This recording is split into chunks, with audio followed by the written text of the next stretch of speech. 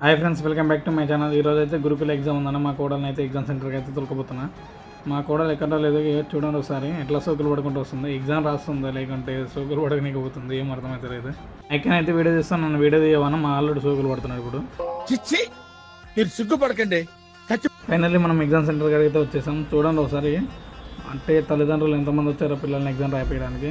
అసలు పిల్లలు ఎగ్జామ్ రాస్తుంటే వాళ్ళ టెన్షన్ పడేదానికన్నా తల్లిదండ్రులు పడే టెన్షన్ ఎక్కువ ఉంటుంది.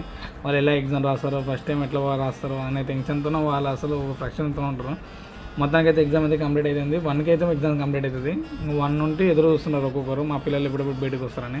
నేను కూడా అదే చేస్తున్నా, మా నెత్తి ఎప్పుడెప్పుడు బయటకు వస్తుంది, ఎలా రాసింది ఎగ్జామ్ అనేది. మొత్తంగా అయితే ఫైనల్లీ పిల్లలు అయితే బయటకు వచ్చేస్తారు అందరూ. పేరెంట్స్ మొక్కల్లో వాళ్ళ పిల్లల హ్యాపీనెస్ కన్నా పేరెంట్స్ మొక్కల్లో చాలా హ్యాపీనెస్ ఉంది. పిల్లలు ఎగ్జామ్ ఎలా రాశారని టెన్షన్, ఓ సైడు రాశారు ఎగ్జామ్ ఎలా రాశారని వాళ్ళ హ్యాపీనెస్ అన్నీ ఒక దానిలో కవర్ చేశారు. నిత్య అయితే మొత్తం మీద బయటకు వచ్చింది. ఎగ్జామ్ ఎలా రాశారు నిత్య అంటే స్మైల్తోనే నవ్వుతుంది, కానీ ఆన్సర్ అయితే చెప్తలేదు. ఏం రాసినావు ఫస్ట్ అయితే చెప్పు, అసలు ఎగ్జామ్ బాగా రాసినావా బాగా రాసినావా అంటే లాస్ట్కి అయితే బాగానే రాసినా అని చెప్తుంది.